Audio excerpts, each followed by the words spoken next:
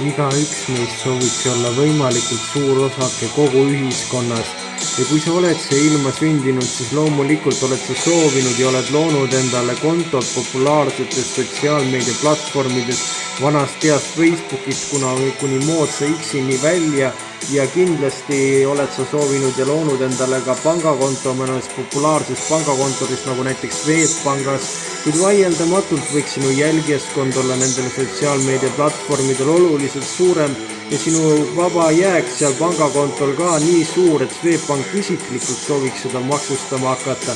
Täpselt sama lugu on aga ka Ford Kugaga, sest et anda küll sellele suurel linnamaasturite mänguväljakule äärealal endale väikese koha kätte saanud, kuid tema jälgijaskond võiks olla ikkagi oluliselt suurem, et lausa nii suurem, et väljaku teises otsas menu nautiv RAV4 peaks olema sunnitud ka oma hobujõudusid mootoriruumis räigelt tõstma hakata, et sellele Kugale koht kätte näidata. Kas selleks on lootust, aga uuenenud mudeli puhul selgub nüüd. Tere tulemast taas kord kaasa olema naistkutsuv proovisõidule.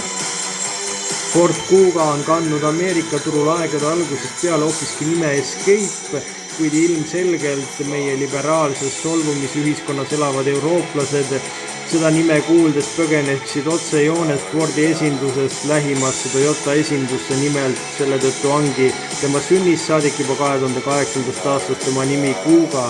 Tema disain on natukene parem ja ehk natukene isegi sportlikum, tal on uus kaitsevere, uued LED-tuled, muidugi Matrix tulesid saada ja 17–20 tolised valuvõlgi saad sa endale sõltuvalt oma rahakoti paksusest ja pagasruumis on tal vaid 410 liitrit ja selle peale võiks RAV4 naerda, nii et vähe ei ole, sest et temal on seal ruumi 580 liitrile. Tagaistujatel on uksepaneelid üsna palju kaetud kõva plastikuga, küll on aga tagumised istmed manuaalselt reguleeritavad ja hea raha eest saab ka tagumise istme soojendusid ja olemas seal ka pearuumi kenasti, kuid jalaruumi jääb natukene soovida.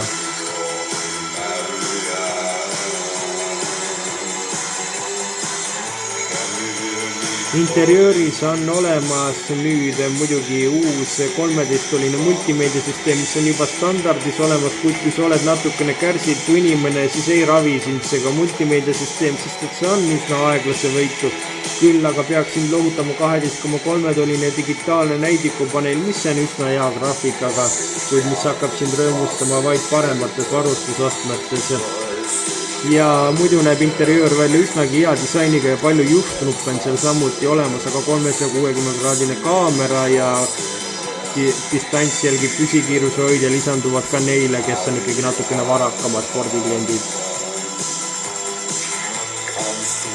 Mootoriruumis algab kogu sensatsioon pihta vaid 1,5 liitrisest turbobensiinist, millel vaid 3 silindrit kapoti all ja seda 150 kW ja 150 hobujõulise kogu potentsiaaliga, küll aga olukord läheb natukene paremaks ja see on tõesti nüüd mootor, millel ka RAV4 võtab vist natukene veojõu värisema, sest et see on 2,5 liitrine vabalt hingav hübriidbensiinimootor, millel 132 kW ehk 180 hobujõudu ja see on tõesti juba legendaarsele RAV4-le üsna sarnane mootor ja 6,5 liitrit võtab see 100-le saadavalt, aga pisthübriidina, mis juhul on tal juba 240 hobujõudu ja kui sa 5 tundi suudad kodus oodata, siis suudab ta sulle anda ka sõiduulatust 50 kilomeetri jagu, küll on aga RAV4 sõiduulatus pisthübriidil 70 kilomeetri võrra suurem ega hobujõud üle 50 hobujõu rohkem.